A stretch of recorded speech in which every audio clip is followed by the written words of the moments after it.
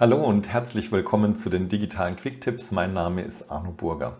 In der Desktop-App von OneNote könnt ihr über das Menü Datei, Exportieren, Notizbuch sogenannte OneNote-Paketdateien erzeugen. Diese Dateien sind geeignet, um einen Stand eines Notizbuchs einzufrieren, sei es am Projektende oder auch während eines Projekts oder auch um ein Notizbuch an jemand externen weiterzugeben oder zum Beispiel eine Projektvorlage zu erstellen, die man dann immer wieder neu importiert.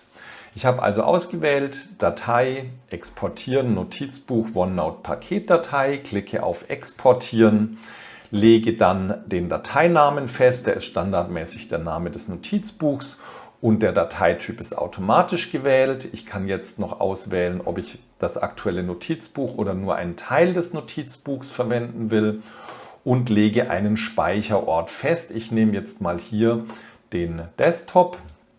Und ihr seht, ich habe das vorhin schon mal gemacht. Ich überschreibe also diese Datei.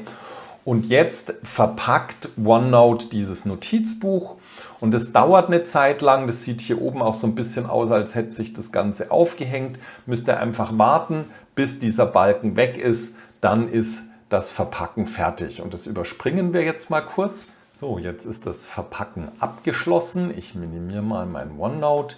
Hier ist diese Paketdatei, die ich jetzt auf meinem Desktop erzeugt habe, und die könnt ihr jetzt weitergeben oder einfach speichern, und wenn ihr sie wieder braucht, macht ihr einen Doppelklick drauf, dann werdet ihr nach einem Namen gefragt, da wird der Originalvorname vorgeschlagen, den könnt ihr aber auch ändern, und dann legt ihr noch den Ort fest, an dem dieses Notizbuch gespeichert werden soll, und wenn ihr dann auf Erstellen klickt, dann seht ihr, wird das Notizbuch hiermit aufgenommen und die verschiedenen Abschnitte werden entpackt, und in diesen verschiedenen Abschnitten sehen wir dann die Inhalte, die wir hier abgespeichert hatten.